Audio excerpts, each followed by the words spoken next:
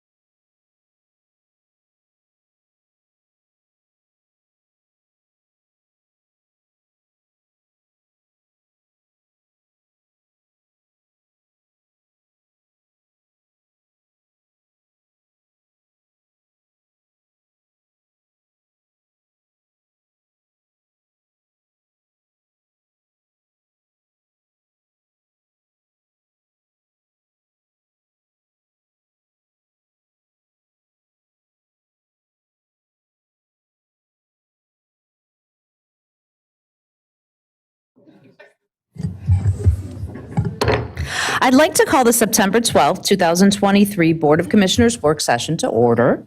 Tonight, as always, we'll begin with the Pledge of Allegiance. And this evening, we are very lucky to have Bryson Schroeder from the VMSC leading us tonight.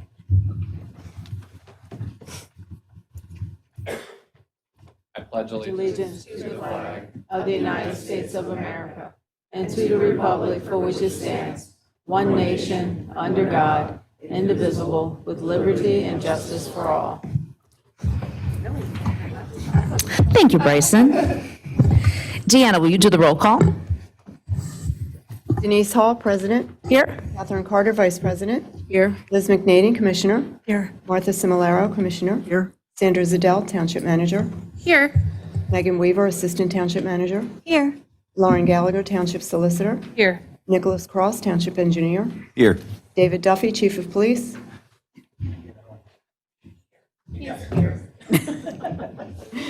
And it is noted that Commissioner Ruth Damsker, Zoning Officer Van Reeker, and Finance Director Nathan Crittenton are absent. Thank you, Deanna. Lauren, were there any executive sessions? There were. The board met in executive session earlier this evening to discuss matters of personnel.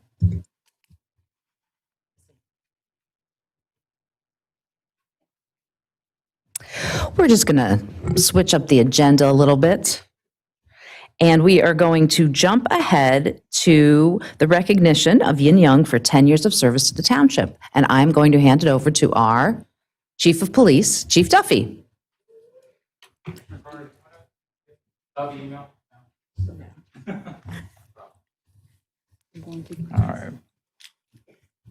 So, Yin and his fan club are here. It's just a small segment of Yin's fan club. Officer Young joined us after over 7 years in the Philadelphia Police Department.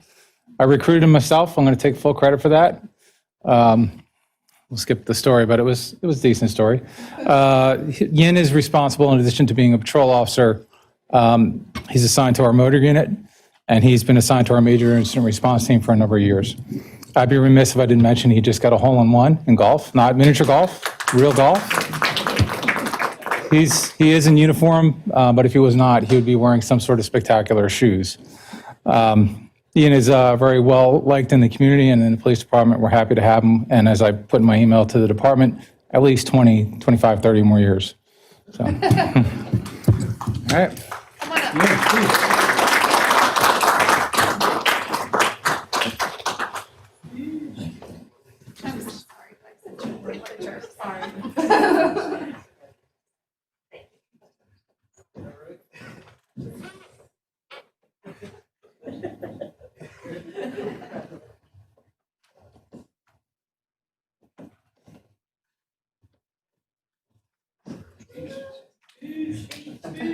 Thanks, everybody. I appreciate it. I love this place.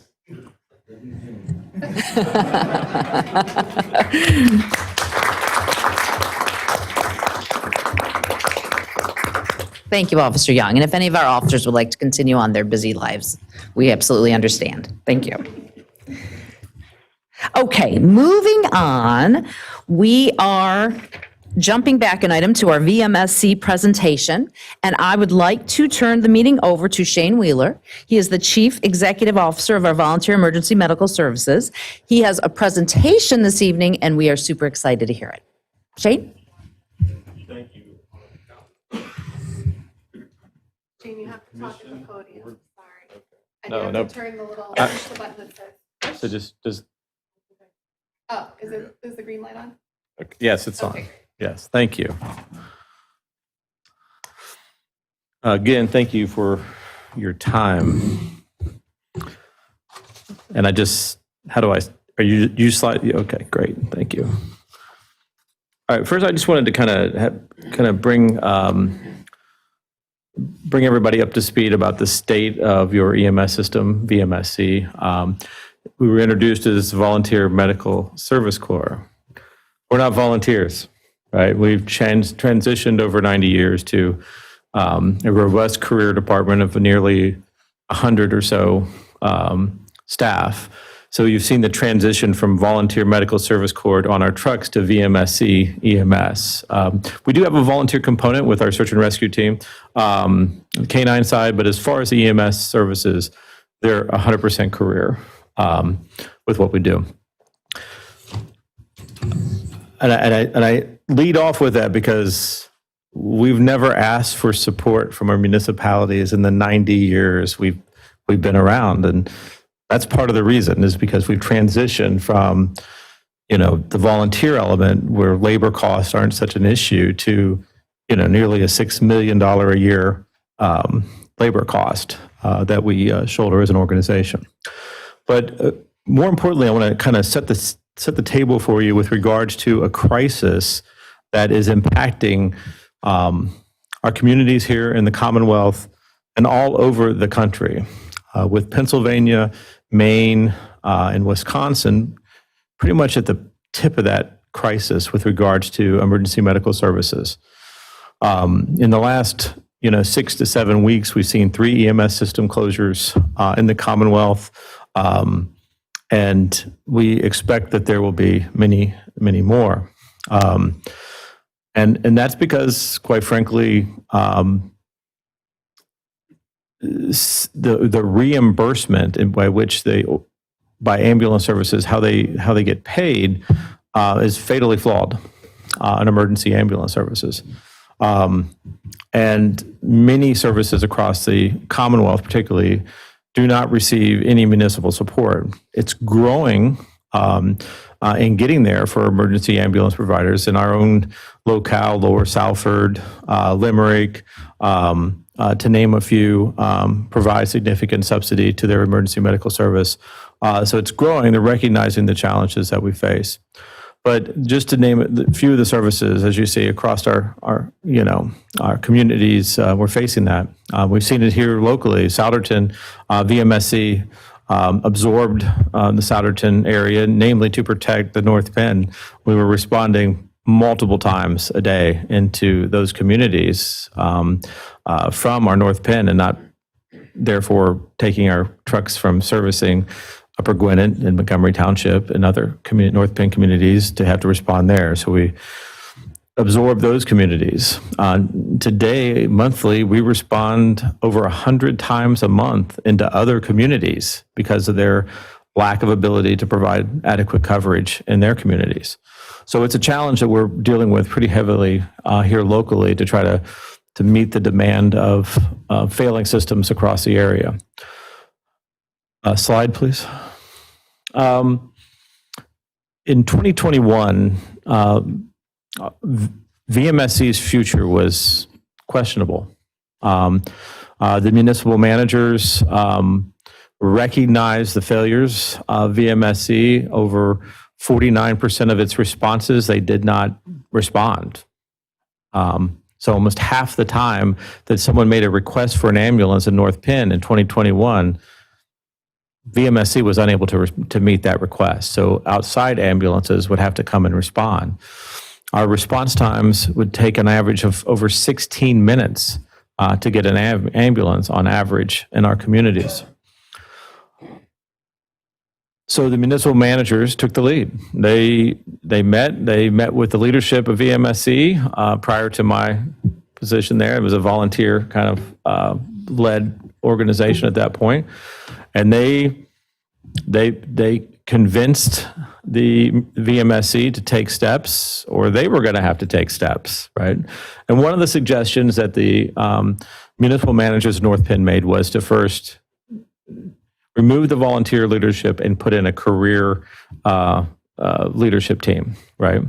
So, ta-da, here I am. And I joke with people because I didn't quite fully understand the situation that VMSC was in when I started in January of 2022. And it's probably a good thing that I didn't. But I got to tell you, the board of directors and the municipal manager particularly, within the first few days of me starting, we had all the municipal managers on a Zoom call, and we're talking about the issues and the challenges. And VMSC responded, changed their bylaws. They made, huge strides, right? They've invested, nearly $2 million in programs to increase our wages. We were at 41% staffing when I started. We were averaging 1.5 ambulance on average on duty a day. And there were days where there weren't any ambulances on duty. So it was a bad situation for our organization, for our communities. We took swift action, immediately investing that $1 million plus into our staff, into equipment, into personnel, training, education, medical direction, just a complete, almost reboot of the organization. Slide, please. So there's some of the dynamics that we had compared to December 31st of 2021. We had 1.8 units up to 120,000 people. Our average response time, 15 minutes and 48 seconds. And we turned over 43% of our volume on December 31st of 21. Today, we have 7 ambulances on duty in North Penn. Our average response time is 7 minutes and 41 seconds. That's from the time we receive the call to the time we arrive on the scene. And we turn over less than 1% of all of our volume.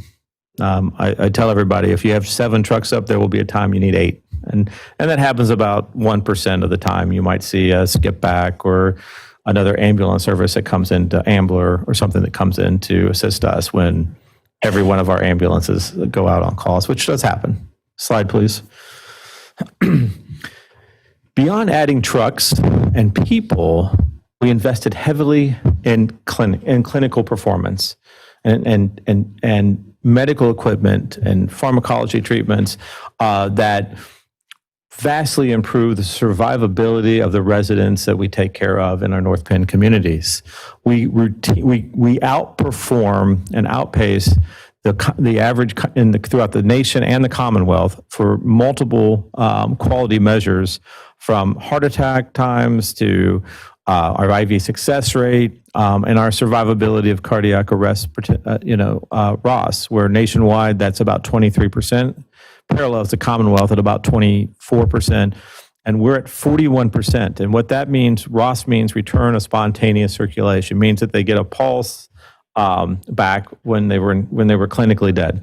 So we're really proud of that number, and that's because of the investments that we've made in partnerships with folks like Einstein, Montgomery's EMS fellowship program and disaster program, where they provide a team of physicians, EMS fellows, who help us refine our skills, better equipment, technology, et cetera. So we're proud about those things that where we're really making an impact on reducing mortality and morbidity, and giving people, a little bit more of a chance of survival when these really critical emergencies occur within our community.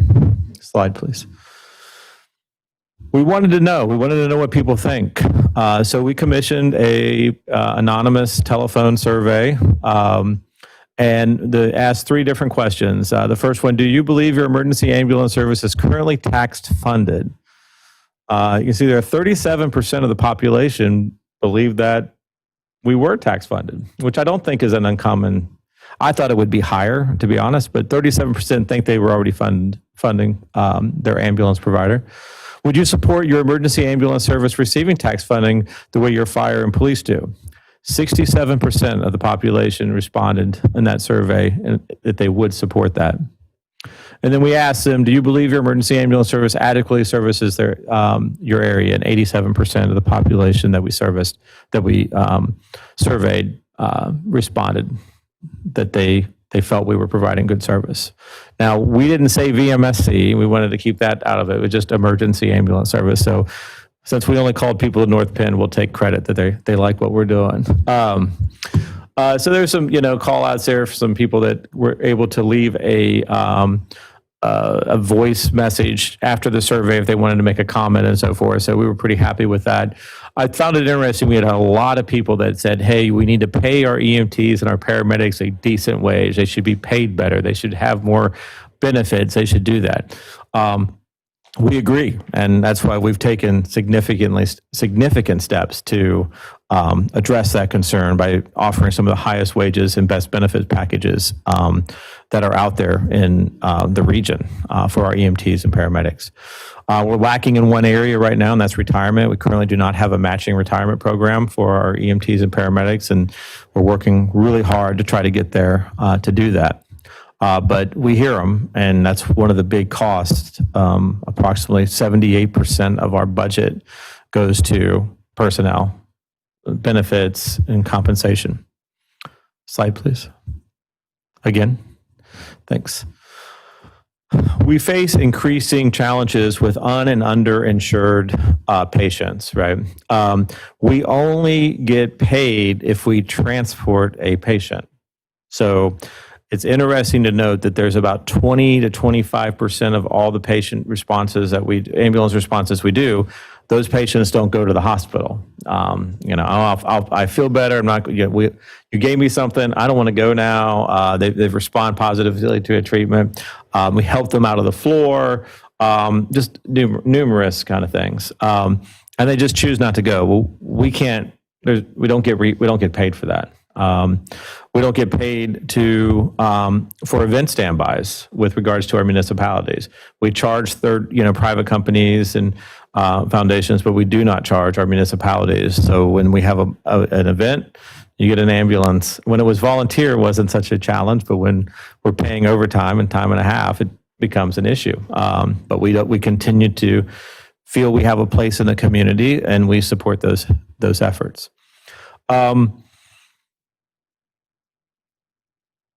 Beyond the 20% that we don't transport, there's another 30% that we just don't get paid.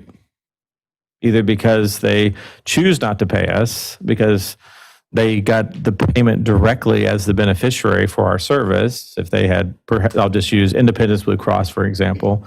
They had that insurance, they got the check in the mail directly to pay their bill, and they're like, I could really use that money right now. I'll send them $25 a month for that service, right? We've accumulated nearly $11 million in unpaid ambulance services over the last 15 years. And the federal government makes it really hard for us to go after them. There's a Medical Claims Collections Act that we're not allowed to turn people into collections if it exceeds $500, if it's under $500. Most of our ambulance charges are under $500, believe it or not, particularly in copays and so forth. So we really have no way to really recoup those losses. So when you factor that in, the helping people up because they can't, the vulnerable populations, sending somebody who's on a fixed Medicare income a bill for their portion of, what looks like a great plan to have these Medicare supplement plans. Well, what they leave out is the fact that they put in copays for many services, including ambulance. So with just straight Medicare would have paid us $400 for that transport, which is still under what it should be, but $400 for the transport. But now they are part of the Advantage plan, or name your policy that you sign up for on the supplemental plans. Now they have a $250 copay. So now we just get a check for $150, and they tell us, well, the beneficiary is responsible for the $250. So someone who's on Medicare and on a fixed income now has to try to come up with $250, right? So there's a lot of challenges for us, and this is where it's led us to about a 14% gap in what we collect on reimbursements on emergency ambulance responses and what we spend. So we turn our attention to other areas and other avenues for funding to try to make up that 14% gap. It's not I mentioned earlier that this is not a small town community problem. If you look at Akron, Ohio, right? Some 600,000 people who live there lost their ambulance service, their private ambulance service of 40 years because they could no longer do it for free, and the city didn't want to pay the fees that they were asking for, and now they left. And then now the fire department is providing the ambulance for fees that were way more than what the ambulance service was asking for. But it's happening all over the country that this reimbursement, the expense of running emergency ambulance services, the highest risks, red lights and sirens, the sickest patients, right? Violent encounters by our EMTs. Our EMTs have to wear ballistic vests when they go out on calls. Because 7 out of 10 EMTs in this nation are victims of assaults. So it's a tough job, right? And it's the toughest kind of calls. And so many ambulance services are getting out of that business completely, or they're, just really, having to do what we're doing, which is coming to you with looking for a sustainability, a monetary sustainability plan for our providing emergency ambulance service. Staff. Like everybody, getting quality staff is tough. Getting paramedics is incredibly hard. Just in Philadelphia alone, there's an ambulance service here offering a $30,000 sign-on bonus. It's insane, the competition for quality staff. We're really blessed because of the investments that we've made into our staff. Our attrition rate sits at about 3%. Nationally, EMS attrition is at 40%. So we're doing our part by paying the solid wages, but we're looking for support to how we keep those employees who live in our communities to stay working in our communities. So the next slide, please. I've talked a little bit about this. This is the investment. We've added new ambulances. We've added new staff. I'm not going to kind of keep beating on that. Go ahead and click that one. This kind of outlines the what we get paid for versus what we bill, right? People can say, well, just raise your rates. Well, yeah, we can do that, but Medicare is only going to pay us what Medicare has contractually allowed us to charge. So I can charge you $2,000, but Medicare is only going to pay what Medicare is going to pay, and you can see that there. There has been lofty endeavors at the state level to try to improve some of the reimbursements, like with Medicaid. It was Medicaid pays Medicare now after some changes. They've got to that rate. And they've lifted the 20-mile rule. Before, we weren't allowed to bill for mileage if the trip was under 20 miles. Well, you can imagine we don't take people more than 20 miles, so we wouldn't have gotten paid. But it only impacts our operation at about $45,000 a year because we don't have a lot of Medicaid patients in our communities. Less than 10% of our patients we transport are on Medicaid. Now, we are seeing an increase in that. It is changing. But right now it's at about 10%. Next slide, please. I've talked a little bit about this situation there, about the 14% that we can't, that we are lost in that, and we're trying to be financially responsible. We've posted our independent audit of our last year's book of audit. All of our financial information is posted online. This entire presentation is available online. We're not hiding anything. Everything is open for the public. We want to be entirely transparent about where we're at.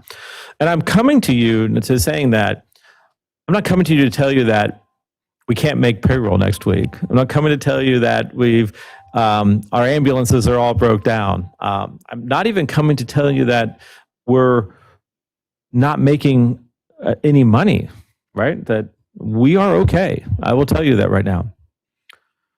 I'm coming to you with an ounce of prevention. We have to stabilize the emergency ambulance reimbursement expense in our communities for emergency ambulance. I can look towards Children's Hospital of Philadelphia, who we have an agreement with to provide ambulances for Children's Hospital of Philadelphia. We have a federal contract with Toby Hanna Army Military Installation in Monroe County. Those have been great to help us offset that 14%, but they distract us from our mission and they are very unstable. I have to bid those regularly and it's highly competitive, and we win them one year, we could lose them the next year.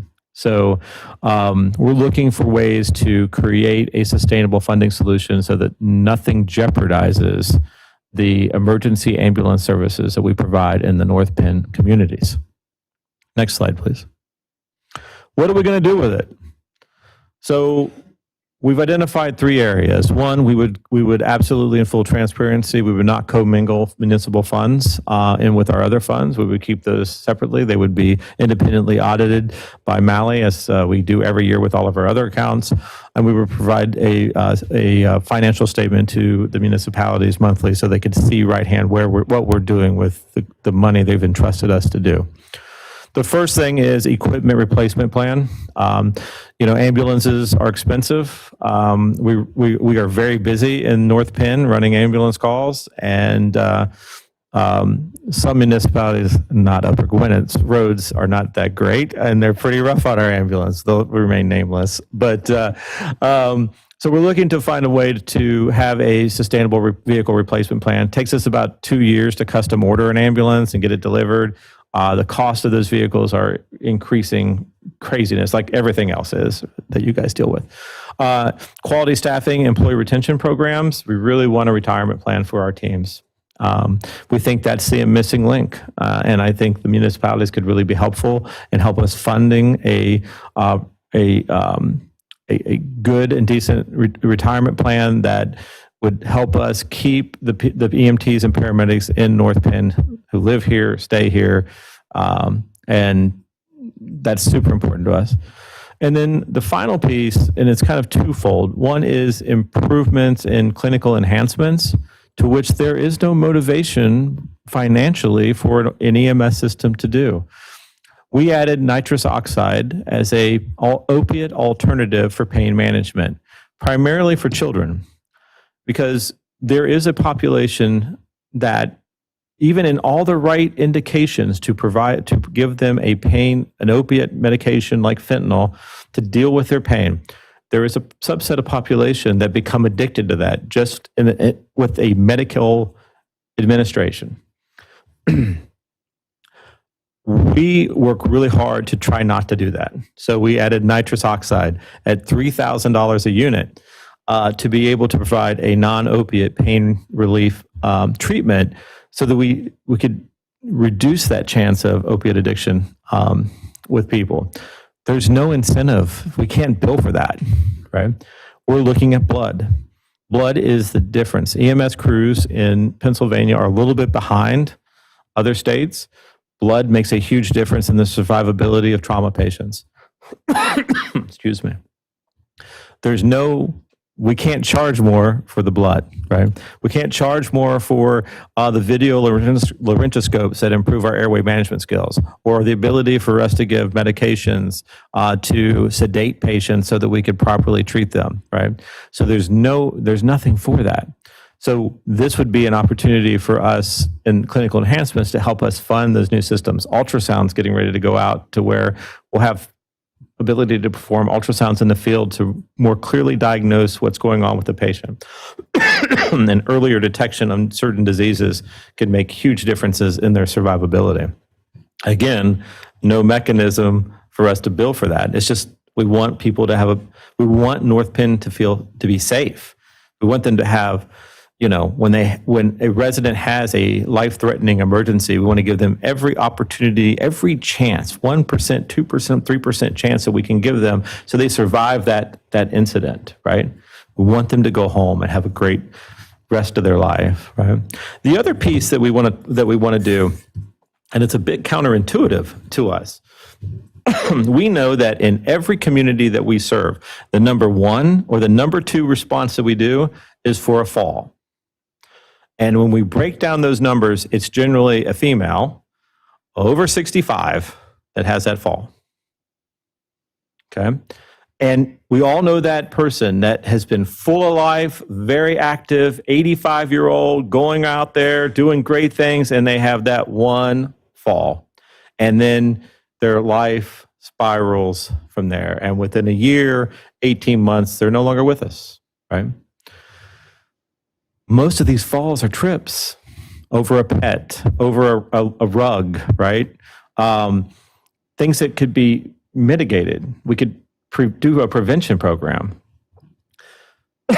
We have no mechanism to fund that program.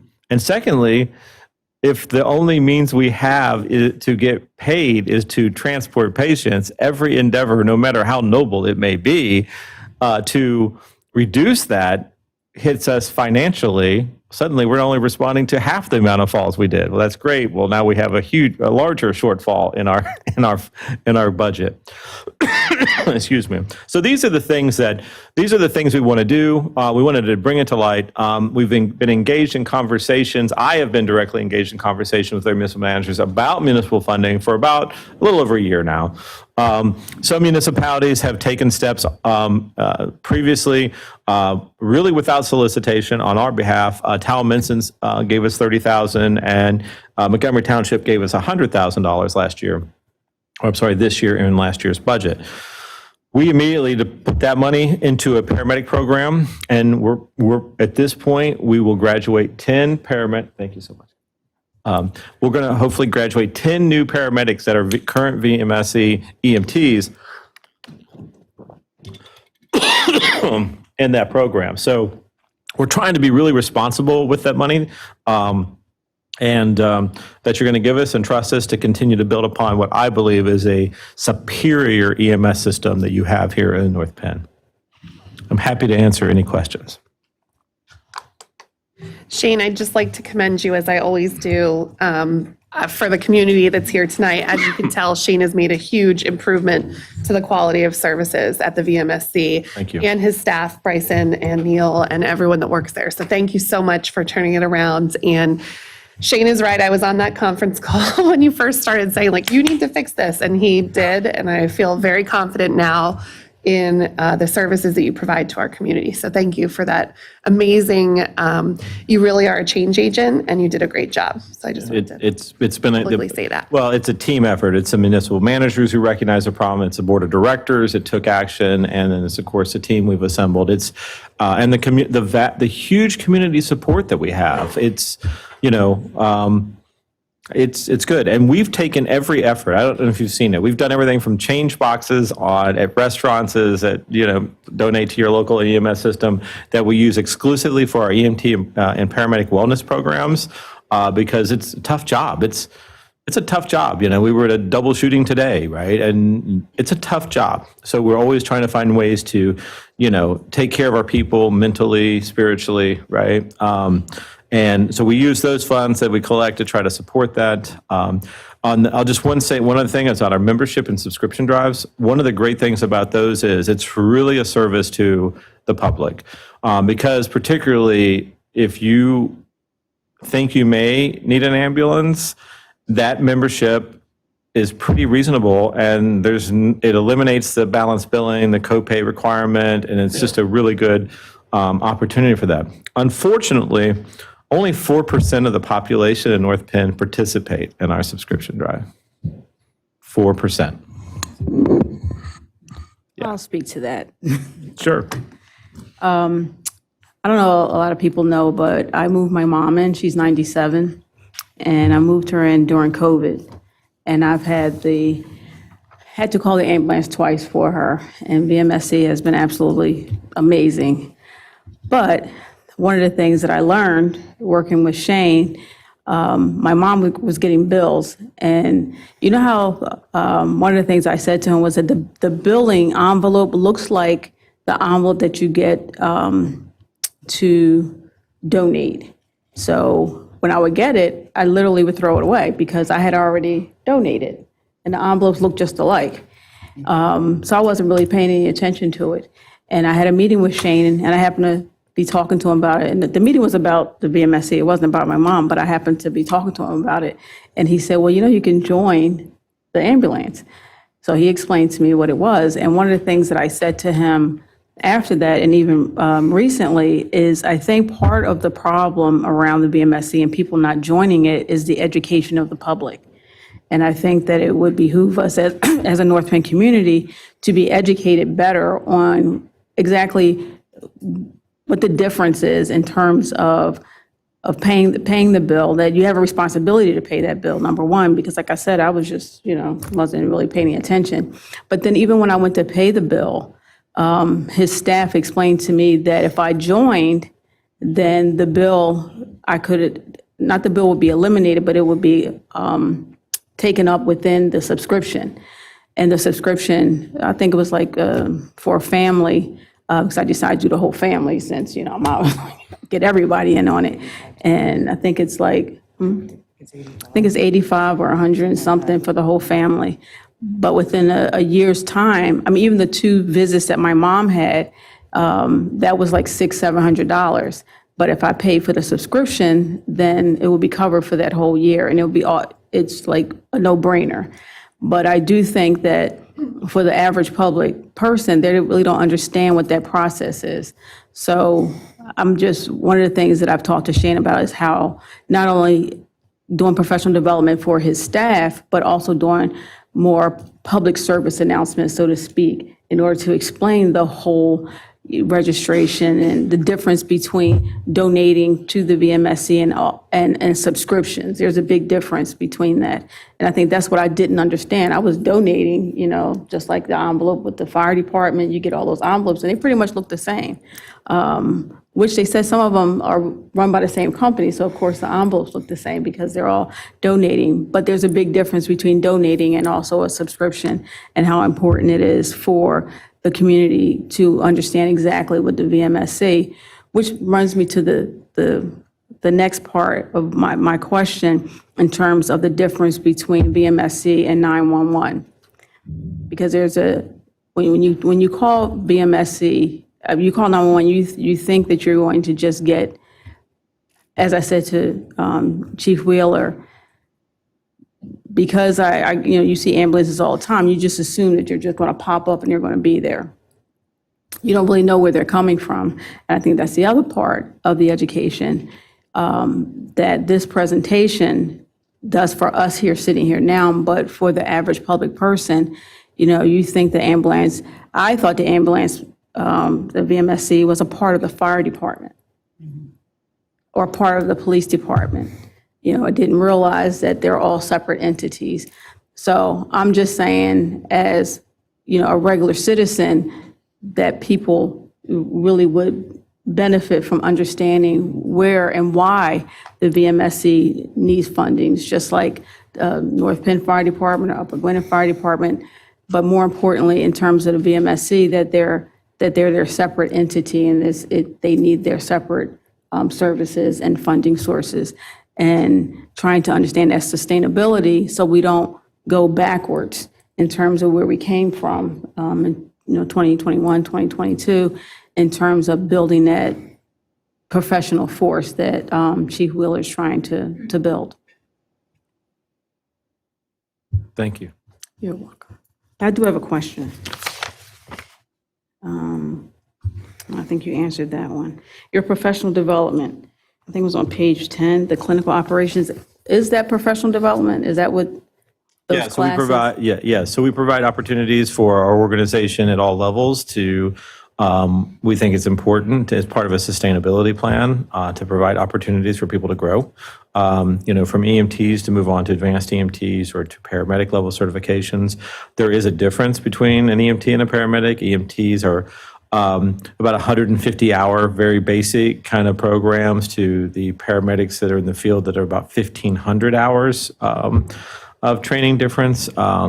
So we provide all those opportunities for that professional development. Even our supervisors and our managers attend various trainings for national certification. If they just had 2 graduate from with their national ambulance service management certificates from Kansas City, 2 more are going to Oklahoma City to obtain that as well. So we're working very diligently to ensure that all levels of our operation have opportunities to grow professionally, and which ultimately benefits our communities.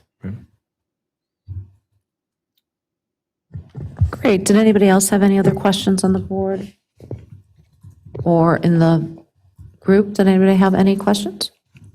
Beth, did you want to come up and ask a question? If you could go to the mic, though, and say your name, please. Sure. Yeah.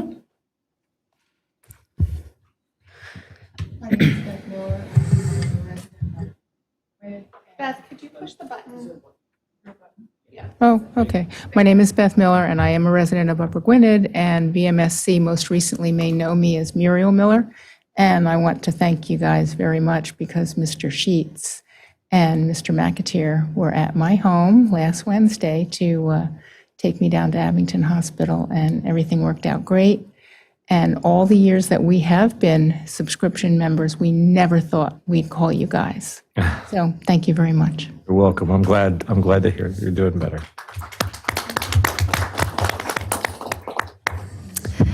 Thank you. Thank you so much. That was a great presentation. Very informative. We really appreciate that. Thank you. Thank you. All right, so we are going to keep moving along. The other staff members that are going to be recognized, that will happen at the meeting next week, at the business meeting. So moving on to public comments, please state your name, and if you're a resident or non-resident when you come to the mic. Thank you for respecting the 5-minute rule and practicing decorum. Our goal is to always give you the most complete and correct answers to your questions from our staff who are experts in each of those areas. For that reason, you have the option to enclose your email address in the registry if you would like us to reach out to you during the week with a full answer to your questions. We had some residents who were concerned that if we answered any questions offline, so to speak, then the residents who wanted to hear the answer publicly would be left out. So we will continue to share any answers to questions that were posed publicly but were answered privately at the following public meeting. First up for public comment this evening is Yvonne Patsy Sequero. Sorry, Yvonne.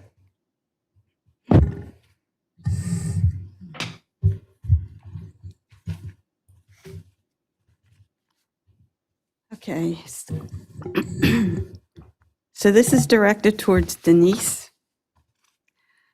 Since you like to quote Webster, apparently you know what the word listen means. So how about you start listening to your constituents, we, the residents. Are you listening now? We do not want subsidized low-income housing, whatever you want to call it. Second lesson, rather than give you a definition of transparency, let me demonstrate. You're not watching, Liz? So this is transparent, okay? This is not transparent, which is what the board is. They're not transparent.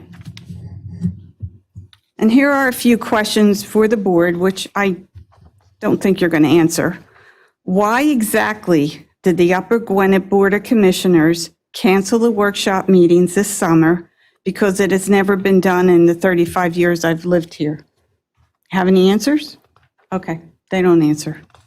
To many of us township residents, this was a deliberate and despicable action in order to suppress public discussion concerning the township's recent zoning amendment. Once again, there's that transparency thing you're not adhering to, as you also pontificated in the Upper Gwynedd Gazette. Pure fiction, I guess. As I was taught, trust is earned and not self-declared. This board has limited public comments, refused to answer questions, canceled meetings, and denied access to various township activities. Minutes from prior years clearly reflect the willingness of prior boards to grant unlimited public access to discussions at township meetings that were attended as residents by Commissioners McNaney and Hull. Naturally, this would have been prior to their election to our board. In fact, if truth be known, Commissioner McNaney cost Upper Gwynedd Township taxpayers hundreds of thousands of dollars attempting to answer her questions and the questions she provoked. The hypocrisy of this board is extremely appalling. Basically, are you listening at all to the residents of Upper Gwynedd Township? I would say no. One last comment. We all must make an issue concerning the horribly hateful, divisive, and completely insensitive and tone-deaf statement made by Denise Hall at the close of the August 22nd Commissioners meeting. I have never heard of a township elected official talk down to their constituents in such a manner. Denise, you should be happy that there are residents who tremendously care enough about their community. Our small grassroots group showed you how much the community cares because of the amount of residents that have showed up at these meetings and will continue to show at these meetings denouncing subsidized low-income housing. Basically, I have advice for the Upper Gwynedd Township residents. Vote Republican in November. Vote the destroyers of our community out. How's that for transparency? Thank you. Thank you, Yvonne. Yvonne, before we go on to the next thing, I just wanted to clarify one little thing in your statement. You asked why we did not have the work session meetings this summer, and you said in the 35 years that you've been here, that's never happened before. Well, I just have to make one little correction. Until we took over the board, there was never a public work session. The work session was in that back room, and there were some seats along the exterior, if you could get one in time for the meeting, and no one was allowed to speak. I just wanted to clarify that little component of that. The reason that we did not have those meetings this summer is because in the summer, typically, everybody's schedules are a lot more chaotic. They are less well attended, and we are always trying to experiment with the most efficient, with the best policy that's going to work for everything that we do. So we had the thought, what if we consolidated the meetings for the summer and made the best use of everybody's time and saw if it worked? We didn't know if it would work or if it wouldn't work. But we were cognizant that some people weren't happy with that and pushed back, in which case Commissioner McNaney had 3 sessions. She had 3 private sessions, which we advertised, in which she was available to substitute for that because some people felt like they didn't have the opportunity to come to the work session, and no one attended those meetings. So No one you came to think those it had meetings. nothing to do with people gathering to discuss, to say no to the subsidized and housing? No. It Oh, had no, zero to that's do with not why that. you'd canceled. That's absolutely your opinion. I'm just clarifying It's from our perspective. opinion of a lot of people. What happened. Because of how you've kept all this for the Okay. past 2 years under the covers. Right, And you no. know you have. Yeah, Yvonne. And none of us I want didn't it. mean, I did not mean to engage, I didn't mean to argue with you. I just wanted to I'm not clarify your arguing. 35-year I'm just comment. stating facts. And I just wanted to clarify because a couple people have asked us about why we didn't have those summer sessions. And I just wanted to clarify what we were doing. There was absolutely not about discouraging people for coming. We love it when people come. In fact, we thought we would get more people to come by having less instead of more. And we'll talk about it for next year as well, because we're getting ready to talk about the calendar and the budget for next year. Okay? Thank you so much. Next up, we have Linda Smith.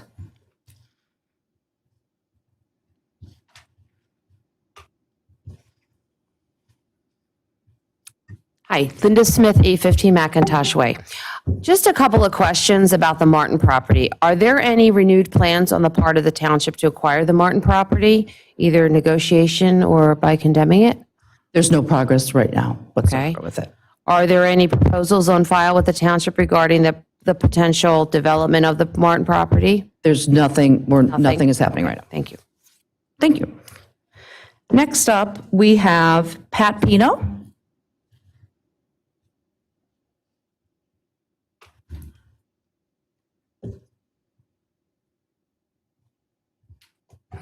Hi, Pat Pino, Upper Gwynedd. I did attend the Environmental Advisory Board meeting, so I just have a couple questions. Is the Board of Commissioners and/or its Environmental Advisory Board considering an ordinance requiring residents, businesses, and all new homes and/or remodeled homes and structures to be built in an entirely all-electric manner? No. Okay. That's nothing in the future for that, near I don't, future? honestly, I have no idea, but there's no ordinance that we're considering about that right now. Okay. Is the Board of Commissioners and/or its Environmental Advisory Board considering an ordinance prohibiting businesses to use any disposable plastic bags, straws, utensils, styrofoam, or plastic containers? No, we are not considering that, but I know that they put out a survey to get the temperature of the township and see where everybody landed. You might want to Okay. fill that out. I don't know if you've already filled out the survey or not. I didn't see it, okay. And then, I think this was explained to me at the meeting, but I'm going to repeat the question just for other people.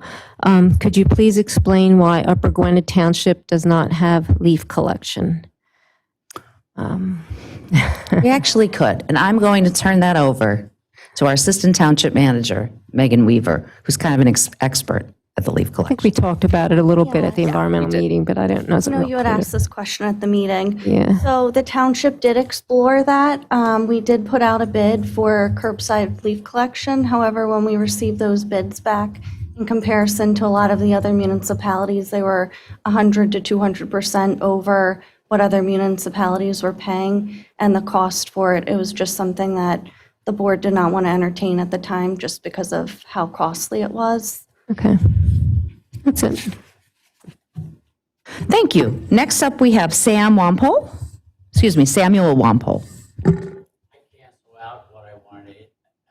Okay. Okay, great. Thank you so much. All right, so is there anyone else who wanted to make a public comment who didn't have time to register? I just wanted to say one quick thing. Pat, there was a survey done by the EAC on plastic bags. How long ago was that? Actually, I'm going to defer this to Megan because she's been handling this project. It was several months ago. I don't know exactly when it was first Are put those out. results, can we share them with anybody The that? EAC will be having an informational forum at their next meeting. I believe it's October 4th. So they'll be presenting the survey results there if anybody's interested in attending that.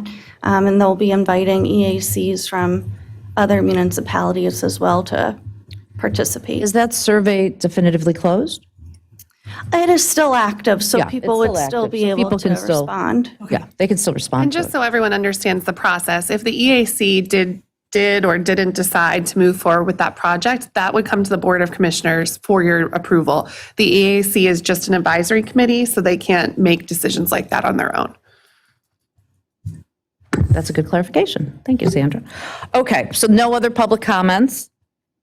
Then let's. Oh, I'm sorry. I'm sorry. I didn't see you raising your hand. Come on up. If you would just say your name, please.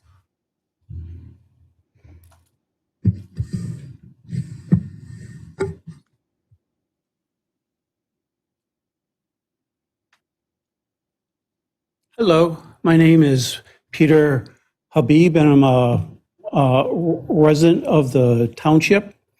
Got a question about the high-density housing that is being looked at. The people that are hoping to be housed there, you know, have apartments and things like that, is it, are the people that are going to be there, are they expected to have their own transportation, or is it looking like that they will be relying on public transportation? Is that known what we're looking at there? I know that there was some talk about parking when the developers were here, how many cars could be parked there. So I was just wondering what it's looking like. Is it looking like they're going to be relying on public transportation or their own transportation? Right. So without diving too deeply into this, because we just spent like 4 hours on this last week, every night at our last meeting, it was a zoning change. It wasn't a land development approval. Okay. It has not officially been approved yet. That has a whole new process to go to. That's going to start with the submission, and that's not going to take place for a little while, if it takes place. As far as the zoning change, it was a transit overlay district, so that zoning was required to be within so many feet of a train. And so absolutely public transportation is encouraged in that kind of a zoning. That doesn't mean that their cars are not allowed. Okay. And there are specific parking requirements, and we did discuss that during the zoning hearings and throughout that process. But again, that's something else that during land development would be set in stone firmly before anything was approved. Okay. Because my thought is if the residents there are looking to use a lot of public transportation, it's going to be very difficult for them to get to the only supermarket in our township because SEPTA doesn't go there. If you're at that site and you look at your app and you see, can I take public transportation to Weiss? It's going to be over 2 hours because the only SEPTA route would be a bus from where they are down to the end to where Broad Street, and from there, they're going to have to walk back and forth. So that's not really doable.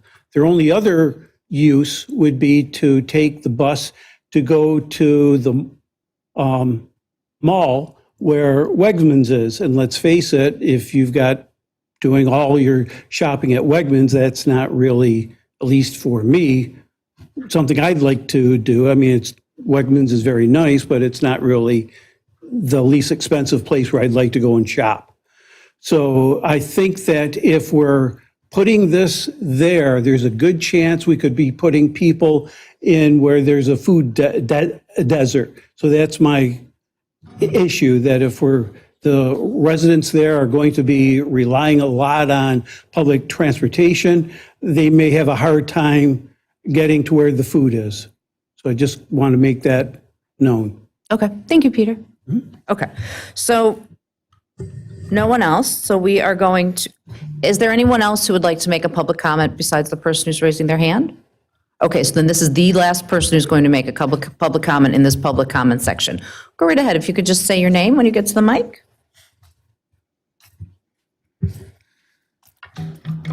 Michelle Vorwerk, Upper Gwynedd.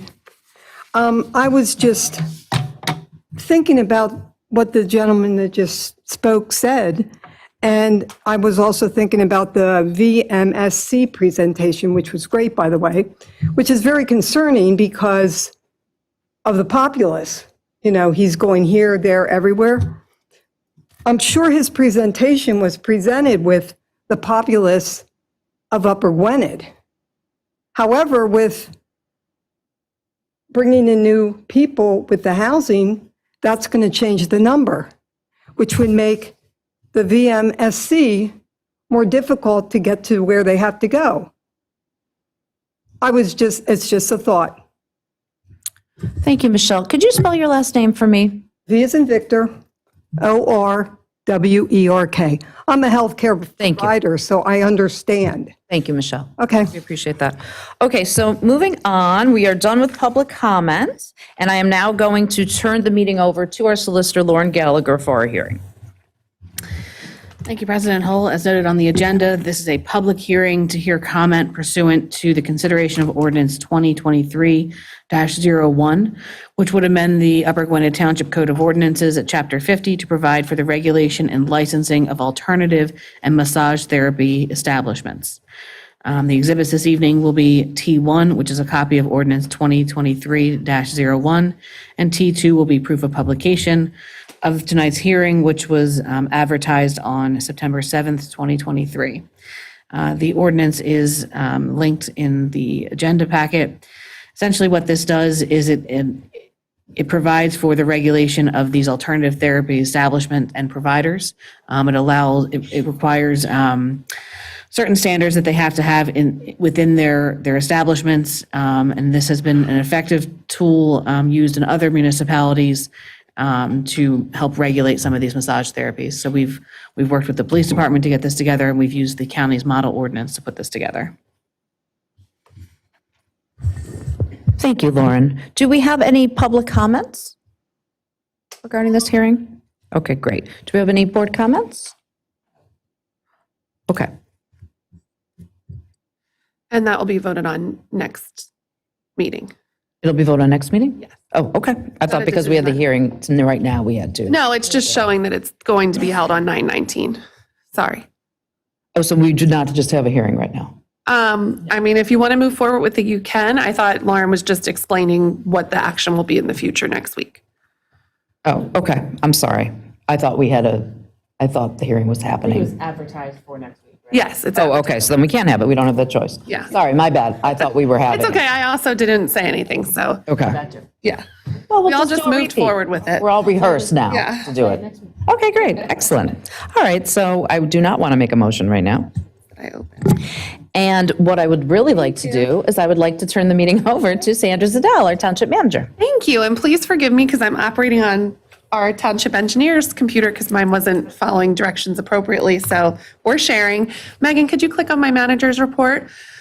The document you see on the screen was a goals document that the board put together beginning in 2022, and it was a sort of a 2-year look forward of goals that you had outlined for the community. As you can see on the left-hand side, the goals are prioritized, high priority, secondary, and future possible discussion points. At the meeting that this was a public meeting when the board made these goals, and it was held in the beginning of 2022, if I recall, maybe April of 2022, I think. So the goals were put in this document, I think, pretty closely based on the timeline of when the comp plan was approved. So together the board picked some goals from the comp plan as well as just individual goals. So I'm going to talk about some of the high priority goals and where we are and sort of move through the document. So the first high priority goal was working with our fire department on a new building project. That project still remains in our 5-year capital plan. Sorry, I had a brain pause. 5-year capital plan. And also we completed a study with the DCD, which was presented publicly, about where that new building should be located in the township, and are continuing to have discussions with the fire company about that.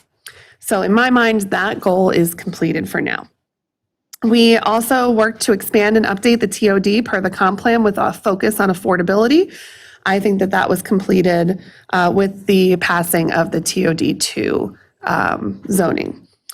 We established a commissioner's scholarship fund. This was a goal of the commissioners who have worked many hours at Carnival and other events, scooping ice cream, selling seed packets, to create a scholarship fund. And this scholarship fund helps fund kids in our own programming that can't afford it within the community.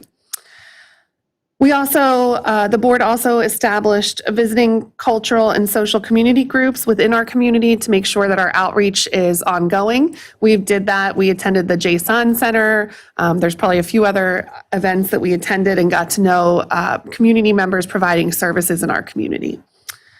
We also focused on infrastructure, open space, and traffic calming. There are a lot of different ways that we did that in 2023 and 2022, but projects such as the Sumneytown Pike replacement, I&I in our wastewater treatment plant, open space cleaning and cleanup and planning for those open space areas were all completed in 2023, and with some carryover that we'll see in the upcoming budget in 2024. And the last one, focus on grant acquisition. This is something I'm very proud of. I work with RVE, our consultant that Nick represents. We've brought in over $2.4 million since 2020 in grant funding to this community. And that is help paying for projects actually that are mainly all infrastructure projects. So it's a great tool that we have in our toolbox that we like to utilize. The EAC and a grant-funded program worked on some GSI recommendations, that's green stormwater infrastructure. We reviewed actually all 3 of these items. We are actively reviewing our zoning ordinance and some of our requirements to update our subdivision and land development ordinance and the zoning ordinance to include more green infrastructure projects, and just update to encourage physical improvements and redevelopment of underutilized areas. So that's all happening. Megan works on that project with Van, as well as the County Planning Commission. One thing the EAC's had impact on is like tree choices and those types of projects requiring native plants, things like that, to green up our zoning code. And the last section here are future discussion points.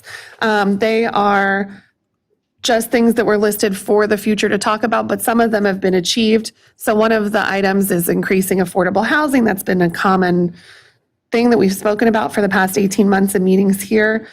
Reducing blight, I think about 3 very prominent areas in the township that were formerly blighted have been cleaned up while this board was here. That would be the old Gennardi's corner where Royal Farms now sits. The corner across from that, which used to have the Country Bride and Gent and the Sumney, are now unfortunately demolished, but at least no longer vacant buildings there, as well as Wheatley Walk and that section, which there was a sort of dilapidated home there that has been demolished and replaced.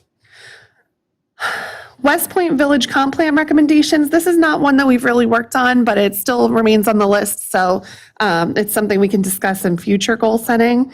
Explore options to utilize mental health on PD calls. The chief has worked and continues to work with county services and local nonprofits on this issue within our police department.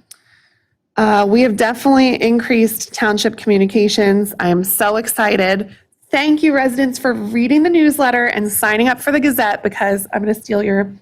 Well, I'm going to make you talk about it. Okay, I'm just going to steal it because I'm so excited. So we ran this front page article from me in the printed Gazette, which we know that this is actually the way that most residents get information from us, this old-fashioned printed newsletter. It is the bomb. And guess what? The week it got delivered to households, we had 41 new registrations for the Gazette. So I was super excited to see that our residents read this, they followed the directions and signed up for the Gazette. And I know 41 sounds like a small number, but we're at 1,600 strong subscribed to the Gazette.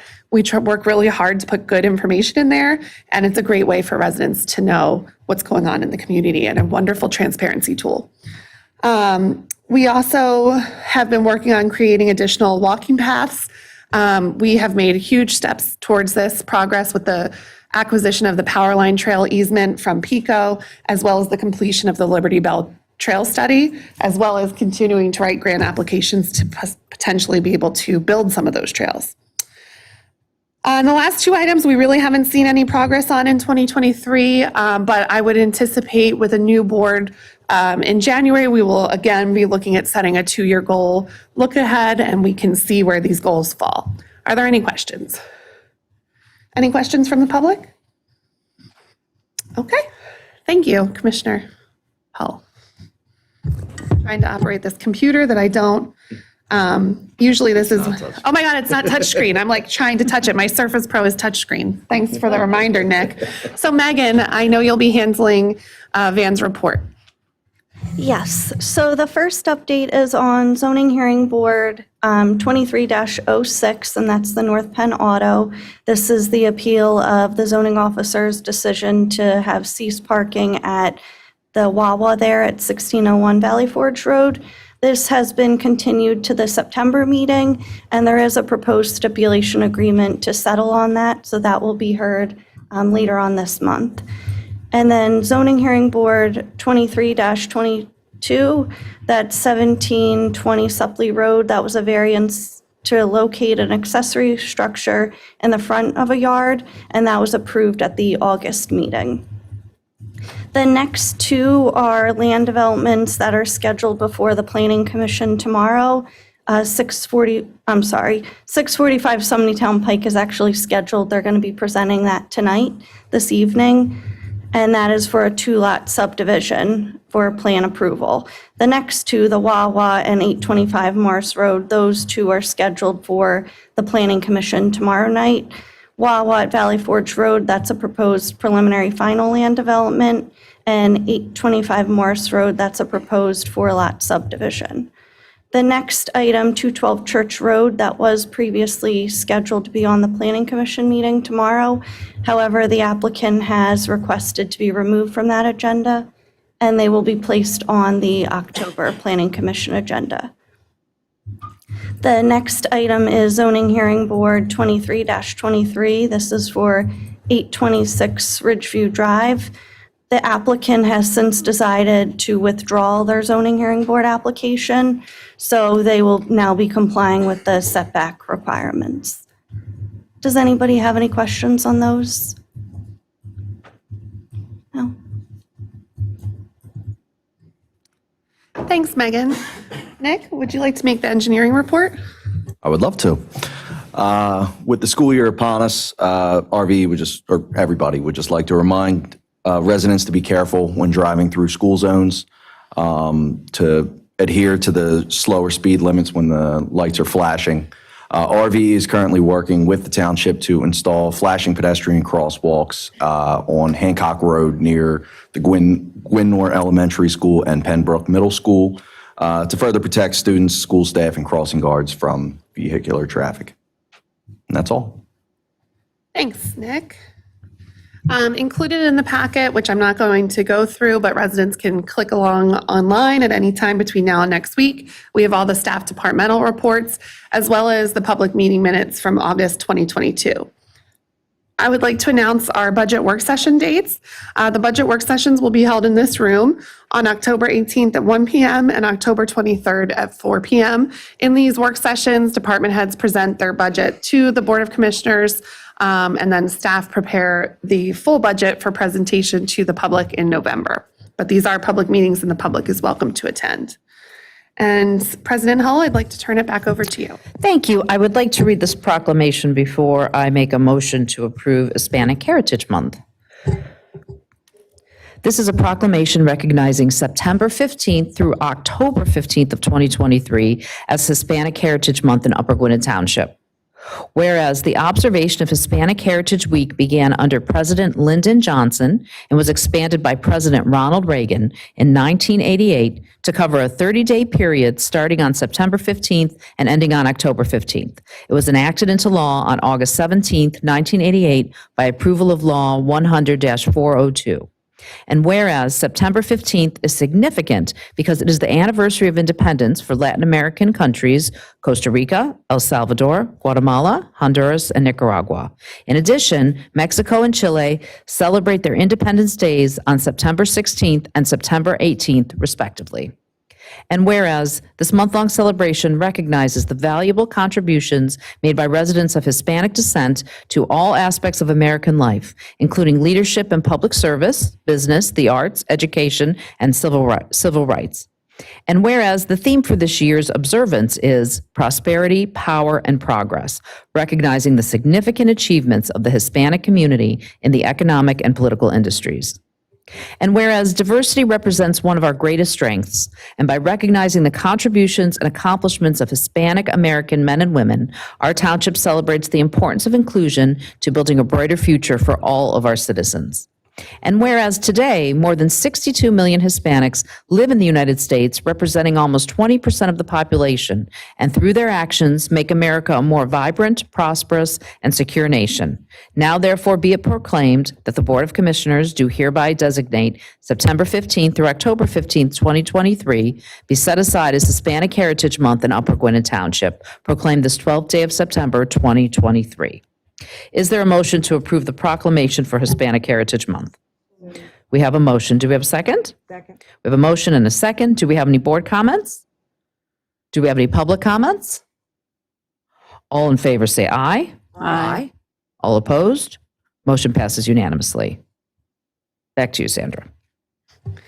Thank you, President Hull. At this time, we are going to have a presentation from our actuary, Chuck Friedlander. He is attending virtually, so I hope that Chuck can hear us. And hello, Chuck, are you there?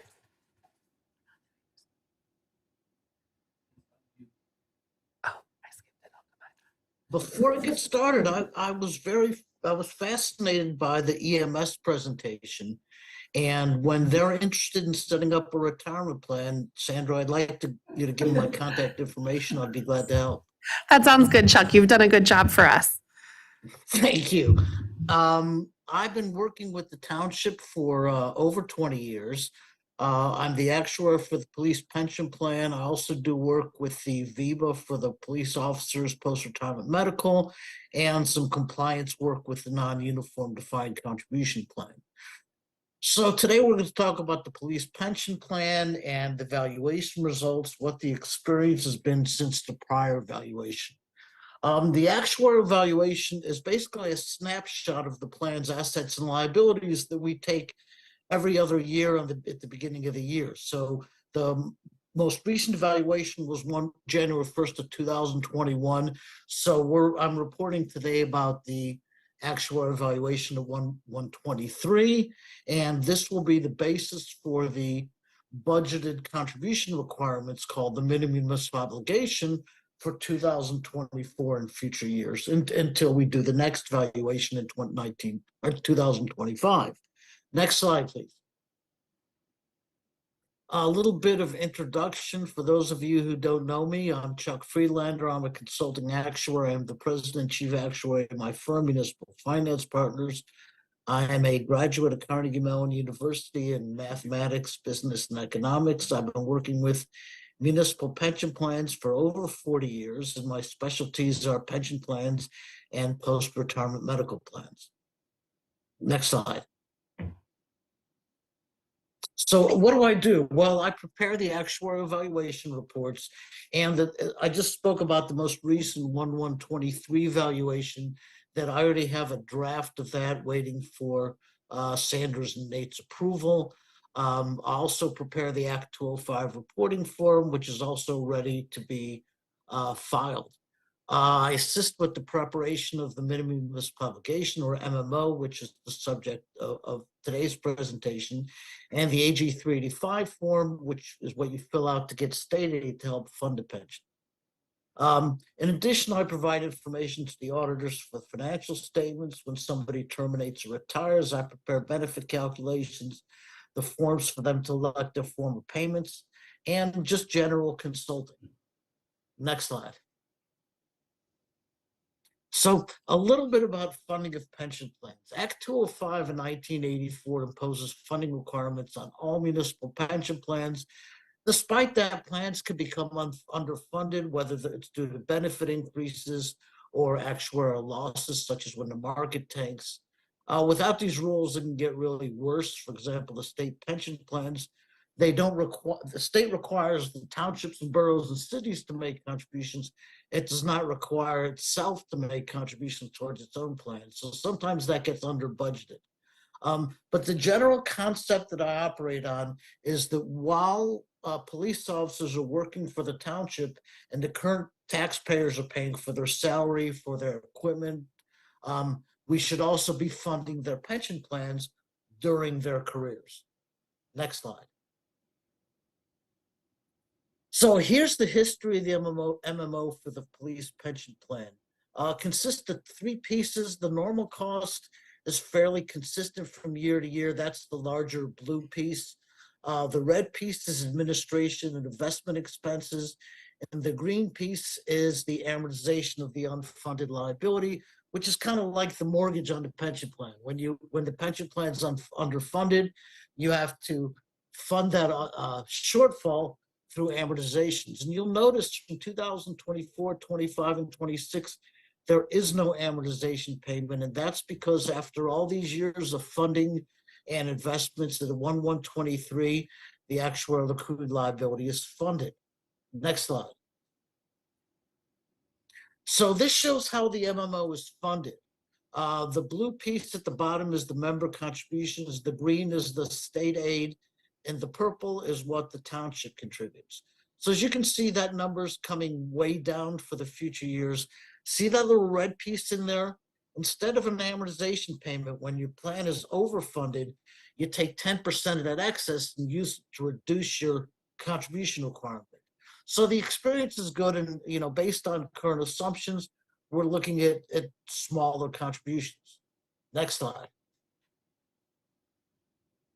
So what happened? Well, I talked about funding the shortfall. Every year, every valuation date, we create amortization basis for any new piece of liability or negative liability. We amortize those over future years, and we've paid off an amortization base, which by itself lowers the contributions. Now, the investments, the returns was strong in 2021, 12%.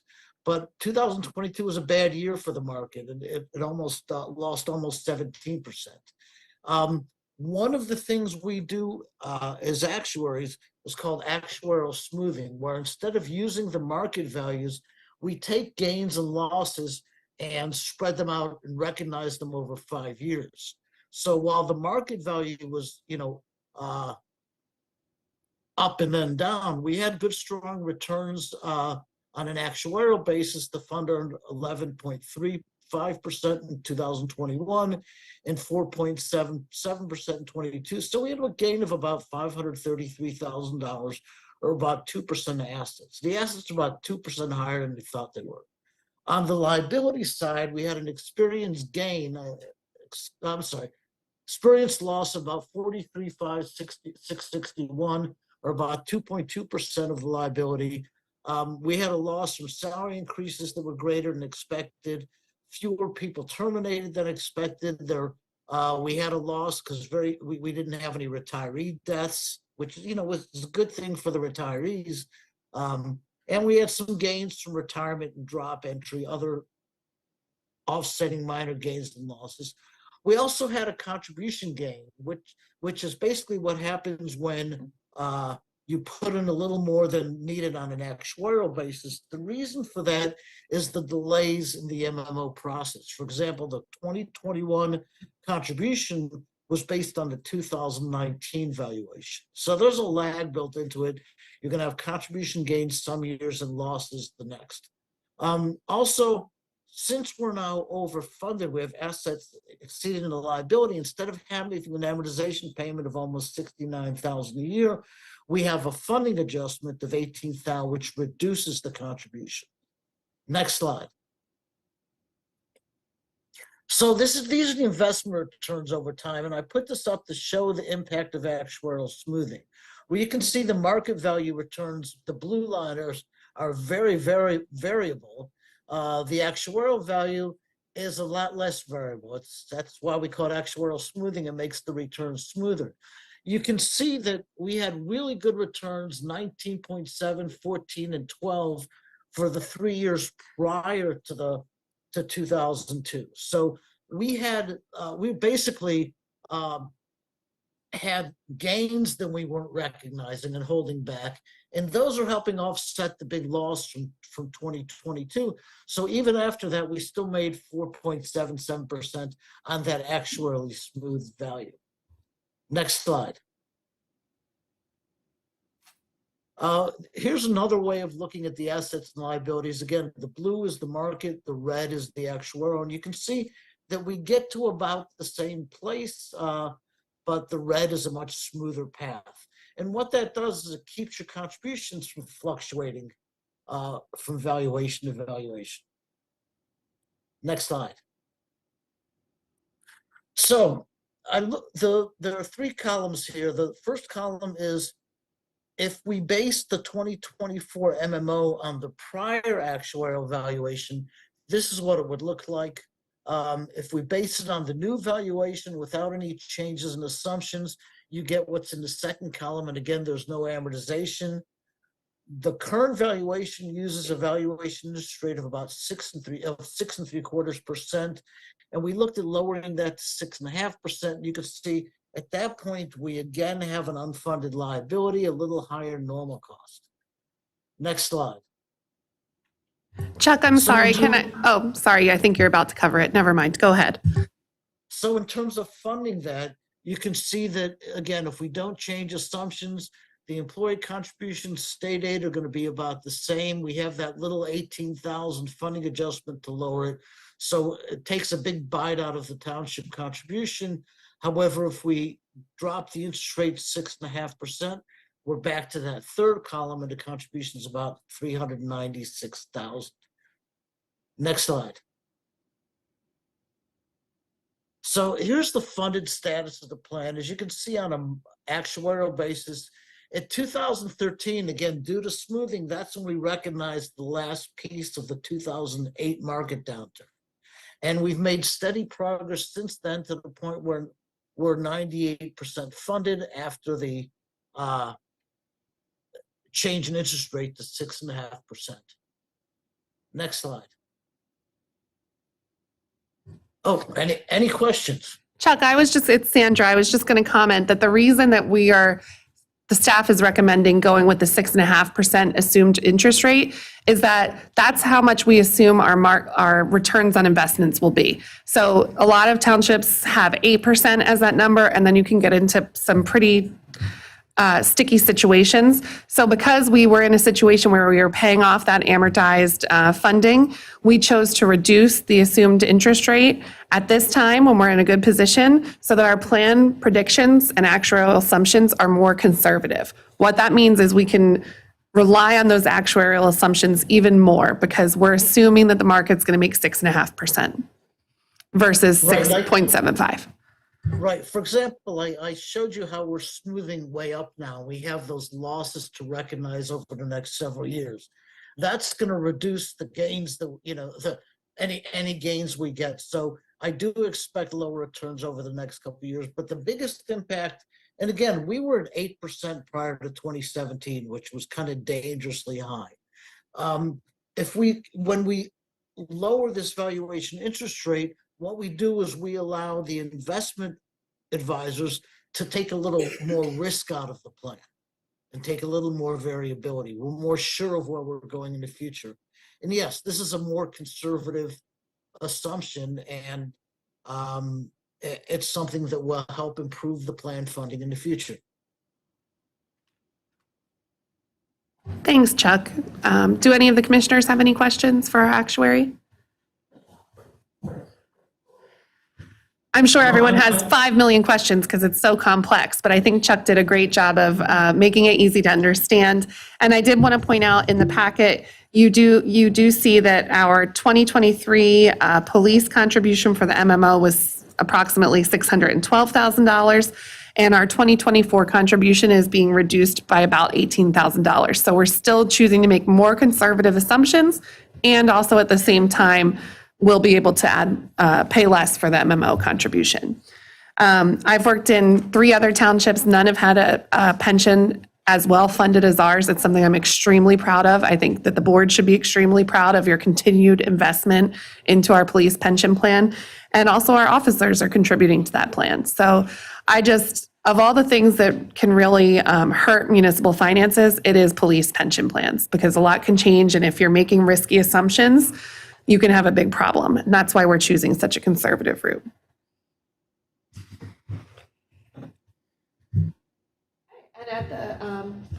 And I want to say I'm delighted to be working with Sandra and Nate on these things. They're very bright. They get this stuff, and it's a pleasure to work with them.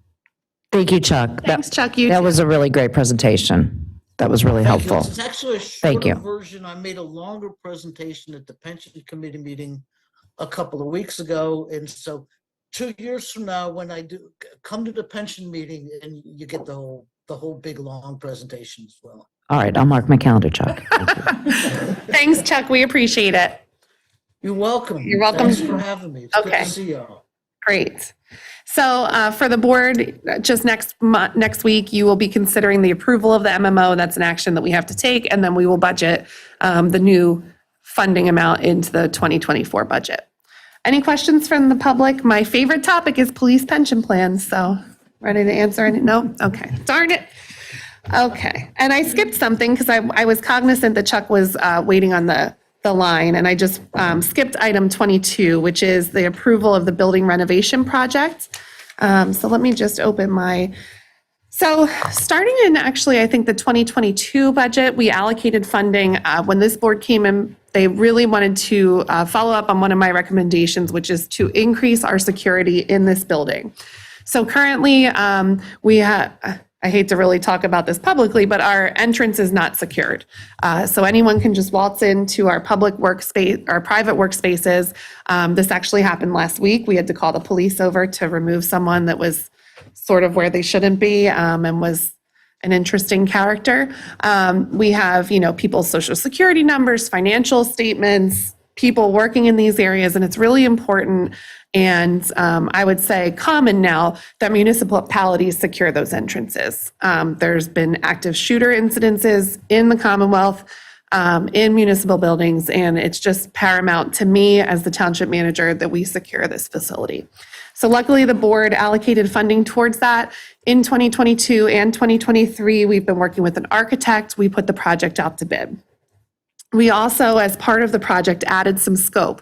So when considering this project, we realized our ADA compliance is not up to snuff in our entrance, so we'll be adding some additional ADA compliance components, as well as we wanted to recognize that we have a growing staff. So the last time we did an update to this building was in 2004. Since then, we've added numerous positions. We currently have an employee that works in a vestibule that we repurposed into an office. And it's just time that we make some upgrades. We haven't painted, we haven't replaced carpet. So all of that is included in this project, as well as some new office furniture, and like cubicles and things like that to allow for our staff. We'll be gaining about, 5 new seats in our building for employees to work in. And we will also be securing with ballistic glass our employees from any threats. So that's very important to me. But unfortunately, our project came in over bid, which is sort of the way of the world these days. Sometimes we get lucky and something comes in under budget. While this project is not over budget for this year, it is over budget for the full term of the project. So we would need to allocate another, Nick, how do I get the next page? Sorry, this other computer. No, it's second page. Thank you, sorry. We would need to allocate $266,000 in next year's budget to be able to complete this project. So we would use the the 275 that we've allocated this year. The project will span both years, and you'll need to allocate another $266,000 next year to complete the project. That would be all-inclusive. Architectural fees, contingency is built in about $30,000 in case there's some changes during construction, $36,000, as well as all those ADA upgrades and everything I went over. So the project is over budget. I wish it wasn't, but that's the way it is. Electrical, specifically the electrical contract, was more than expected, as well as the couple of things we added on, like the ADA compliance represents about $16,000 of that overage. So next week, we'll be asking the board to move forward with awarding the contracts for the general contractor, the mechanical bid, and the electrical bid. And then in the future, we'll be asking the board to approve the contract with the furniture vendor, their CoStarz vendor. I just wanted to discuss this publicly and talk to the board, see if anyone had any questions about moving this forward. I do think it's really important for our staff and for us to have safe working environments for our employees. Well, I just think one good distinction that you brought up, and one good distinction that bears repeating, is that while the project is over budget, we are not over budget for the year. So the amount of money that we have allocated for this project, we will not be going over budget for. What this means is that because the whole project is over budget, that just means that when we sit down, actually starting tomorrow, when we start working on the budget, you've been working on the budget for a long time, but I mean, when we all start coming together and having our collaboration meetings about it, we will acknowledge the fact that this project, if we approve this next week, that this project on the bigger scope is over budget, and therefore we do need to allocate money for it so that it can be within the budget of a specific calendar year. Does that make sense? That's correct. It'll span 2 budget years, and we'll be able to work out what percentage we'll be spending this year and what percentage last year. And again, this was a capital budget, so that is a flexible budget where if we don't spend all the money this year, it's just sitting there in the capital fund, and we'll pull it for next year, as well as some additional allocations.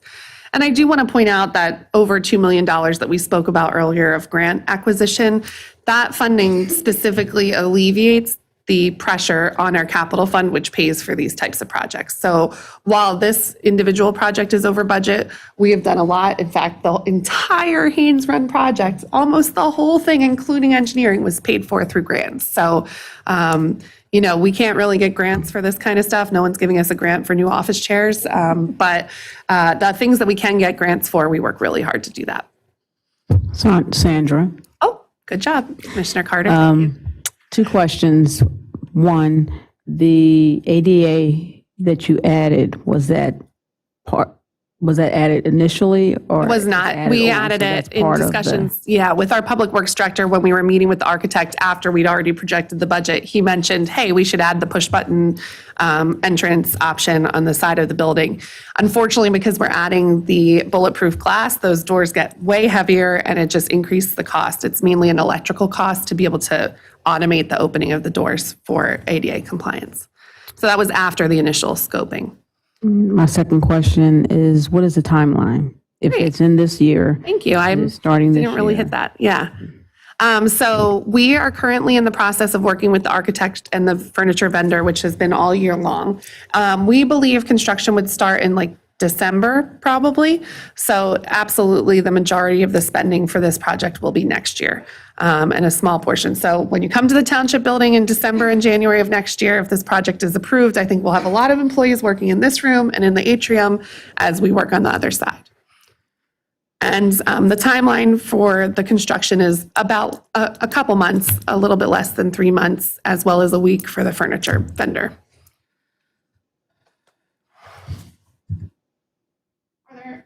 Are there any questions from the public about this project? Please just come to the podium. It's you, Liz, Elizabeth. Beth, I know, I always want to call you Liz. So many choices for Elizabeth. Call me anything. Beth Miller, Upper Gwynedd.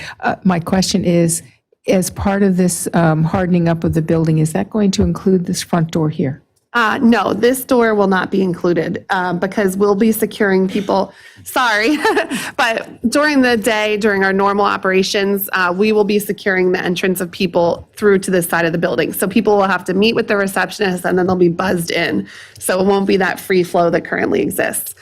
During a public meeting, and Lauren can comment, but there's not much we can do about people just walking in because this is a public meeting and we welcome the public walking in. So, yeah. I do think in the future, we would like to upgrade all the glass in the front here to the bullet-resistant glass, but we were trying to be cost-effective and starting in the area that we feel is most important for now. And I'd like to get rid of those doors, those, whatever they're called. Those accordion doors? Unfortunately, behind those 1970 beautiful accordion doors is our HVAC system, so that's why that's not included in this scope. The 70s called, they want their closet doors back. Okay, if there are no other questions. Did you say so it's almost 20 years since we've done? Yeah, it was 2004 that we did the last building upgrade. Okay. Okay, moving through the agenda, we already talked about the MMO. Next week, Commissioner Carter will be approving and the board recognizing Fire Prevention Week in October. And in the land development section, there will be 2 approvals, one for an encroachment agreement and one for an escrow release. Those are pretty common activities. And I know we have the applicant here from 645 Summit Pike. Thank you for your patience. We had a lot of presentations today, but please come on up to the podium and just make sure the mic's on if you don't mind. Great, thank you. Hi, I'm Annie Neiman. I'm an attorney at Hamburg, Rubin, Mullen, Maxwell, and Lupin. Make sure I'm not going to blow out your eardrums. So I'm here representing D&I Development LLC. We are talking about 645 Summit Pike. We're in the R2 residential zoning district, and it's very simple what we're here for. We just want a 2-lot subdivision. So you can see on the board up here, right now, the big rectangle is what we own, and we want to draw the line right there and create the separate lot, Lot 2, upon which we want to put a single-family detached dwelling.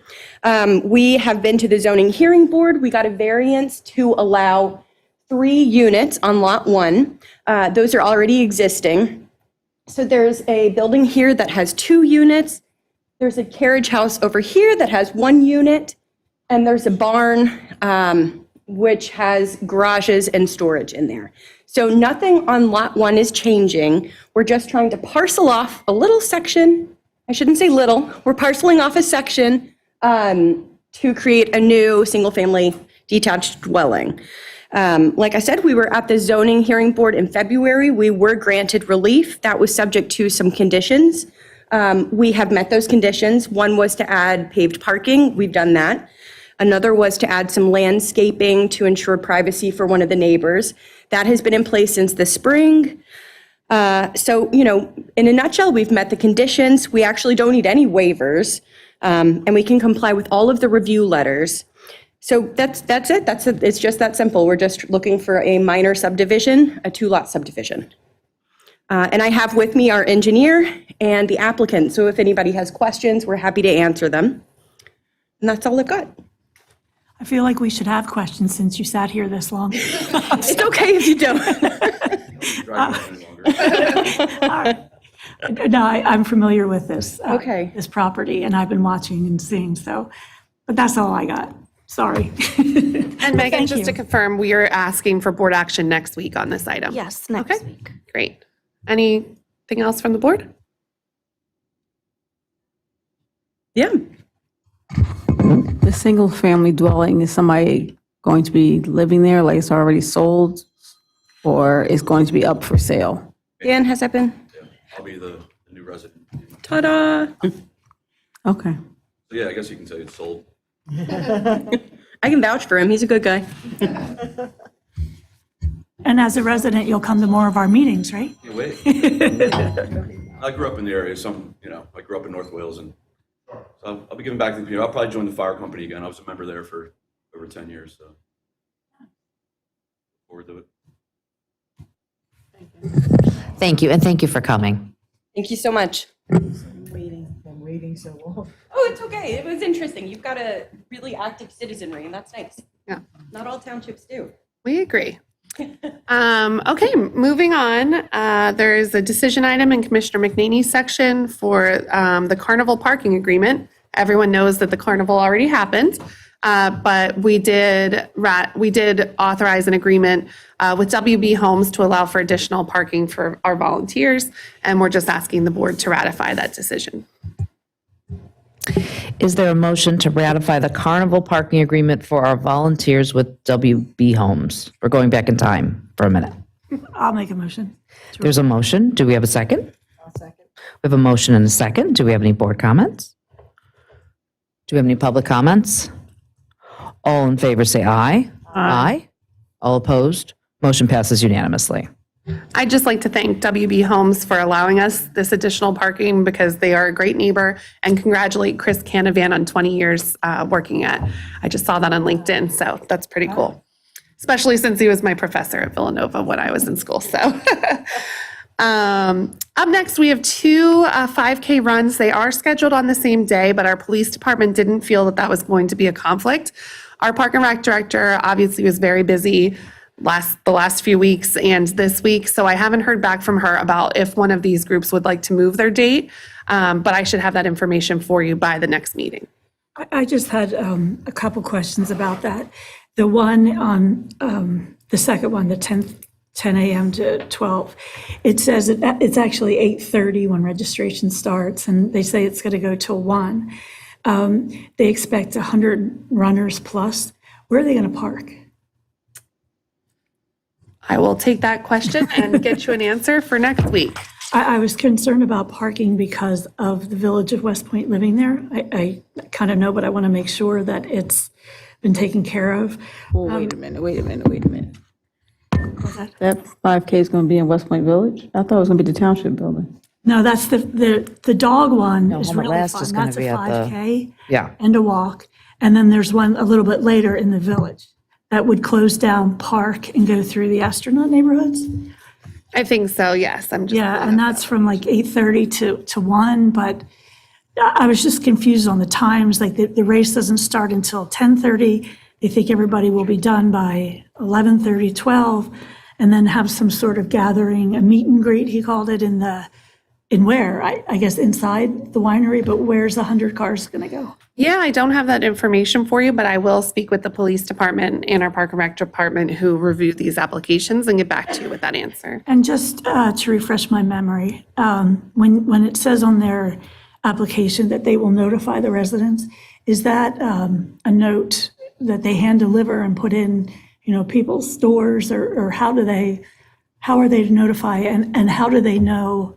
Like, do they have to hit everybody along that astronaut neighborhood? Because if you block off one street and not another, it's still going to be, like that whole development, I was a little concerned with how they would, I was So we concerned with how- require that they notify Megan, can in you pull writing. that up, please?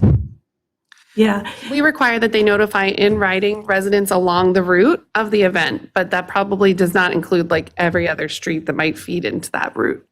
So anyone that's along that blue route would get a notice, and they'll also post signs on the roadways. But it definitely sounds like the board has some more questions. This is a newer 5K. The Home at Last 5K occurs in the park and in surrounding areas and has been around for a little bit longer. This is a new one, so it sounds like we need to do just a little more. Yeah, I thought when I had questions about it being the same time, one of the reasons why I had the questions about it being the same time is because I thought they both were in here. Right. Yeah. Okay, now I'm on the other side because now I'm a resident, so I have more questions. Well, let's say this just for speed of today's meeting. How about commissioners email me any questions you have and I will get them answered and present those answers to those questions publicly on the 19th. Yeah, because that's, this one's the new one. The Home at Last is here at the complex, the walk. And I encourage everybody that's still here and still awake to come to that if you like dogs, because that's really a fun one. And they Have we ever had two races happening in the township at the same time? I don't know that answer. I would say it's not regular, but Sergeant Brinkman from the police department does review these applications based on what he believes will be the impact on the roadways, the residents, the traveling public, and he did not deem it to be a concern. But now that the board has concerns, I'm going to have to meet with those teams and just see where we're going to go from there. Great. That will be great, because that was, I just need clarification. So I'll send you those questions, and then we can answer them next week, too. Yes, and any other commissioners as well. Thank you, guys. The last item is the authorization, finally, yay, to authorize the bid for the North Wales Moyer Boulevard pedestrian crossing signal, another grant-funded program that will have a mast arm crossing with flashing lights for pedestrians crossing along the Wissahickon Trail at that intersection. We've been working on this for like 3 or 4 years. So the permitting to get through, it's a PennDOT roadway, so there was a lot of permitting required. We've finally gotten there and we're ready to proceed. So we are looking for authorization to advertise that bid next week. And I will turn the next item, item 32, over to Solicitor Gallagher to review what is being asked of the board regarding the Towmenson Act 537 plan special study. Certainly. So the Act 537 plan is the township's plan for providing public sewer to the township. Part of Upper Gwynedd Township is served by the Towmenson Municipal Authority. As people probably know, Towmenson is in the process of selling its public sanitary sewer system.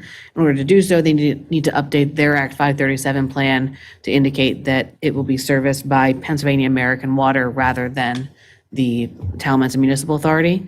Likewise, Upper Gwynedd needs to update its 537 plan to indicate that there will be that change in service for that portion of the township that's served by Towmenson. Towmenson did advertise the change to its Act 537 plan and had a 30-day public comment period. No comments were received that would impact what we're doing here tonight. This is just an administrative approval indicating that the proposed change is consistent with Upper Gwynedd Township's Act 537 plan. It does not approve the sewer sale in Towmenson, of course. Ms. Gallagher? So if we approve this, does this mean we're weighing in on the sewer sale? I just wanted you to reiterate that strongly. It very much does not. This just means that it's not inconsistent with our Act 537 plan. It has nothing to do with our opinions either way. That's correct. Okay, thank you. Does anybody else have any questions about this before we? Yes. I think we clarified that. Okay, great.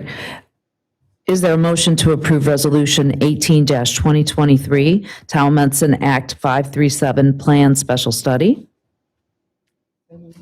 We have a motion. Do we have a second? Second. We have a motion and a second. Do we have any board comments? Do we have any public comments?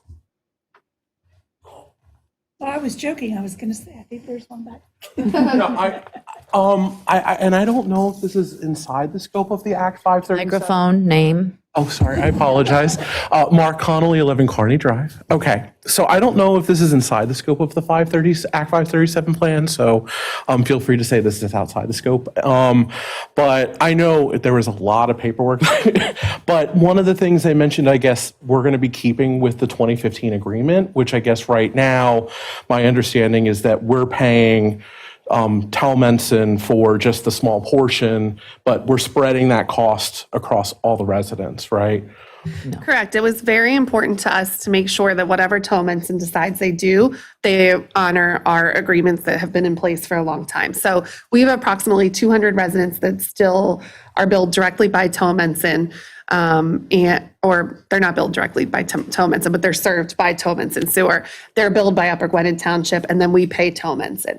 So our goal and the commissioner's goal that I don't think has changed is always to have all Upper Gwynedd residents pay according to the same rate system, regardless of who is serving them for sewer.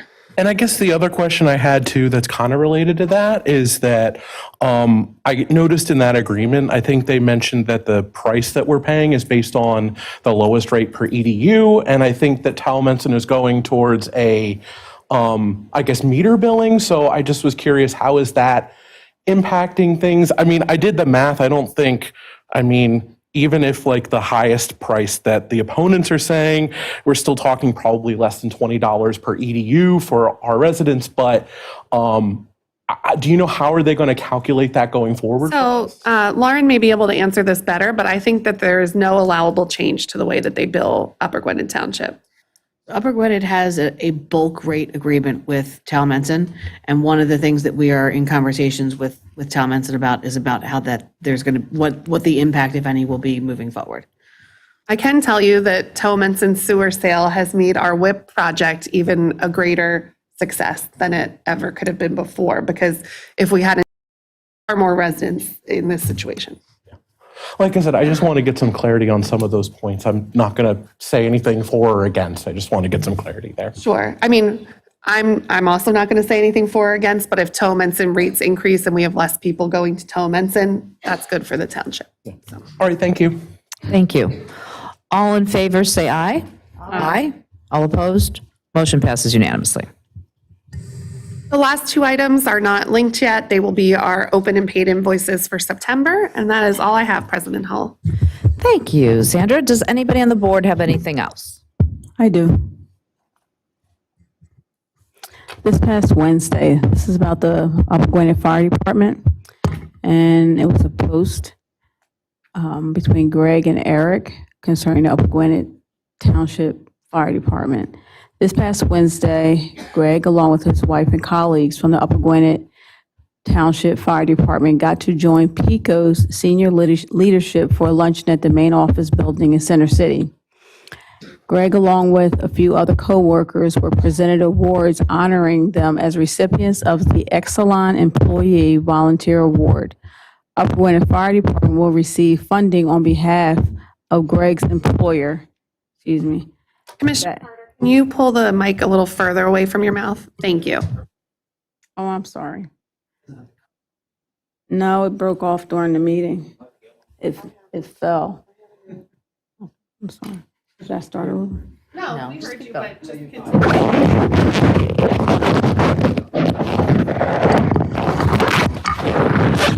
Catherine, push mute or push, yeah.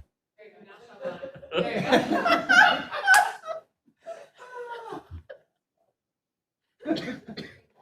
There you go. That should be better. The same thing happened to mine. I want to give Greg the benefits. I'm going to start over. This past Wednesday, Greg Rosario, along with his wife and colleagues from Upper Gwynedd Township Fire Department, got to join PICO senior leadership for a luncheon at the main office building in Center City.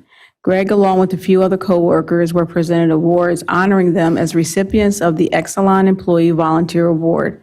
Upper Gwynedd Fire Department will receive funding on behalf of Greg from his employer that will allow them to continue to provide the highest quality professional emergency services to the owners of Upper Gwynedd Township, homeowners of Upper Gwynedd Township and surrounding communities. Thank you to PICO's President, CEO, COO, and VP of Gas for taking the time to recognize all of the award winners. And finally, I would like to personally thank all of the North Penn community for an excellent show of teamwork this past weekend. And a special thank you to Sarah Priebus and the Parks and Recreation team for another excellent carnival weekend. Thank you, Commissioner Carter. Did anybody else have anything else? I will have a complete wrap-up of the carnival on next week, including that long list of all the people we thank. So we'll have that. So get ready, everybody. We'll have that next week. Anybody else? Okay. Thank you so much for coming this evening. Meeting is adjourned.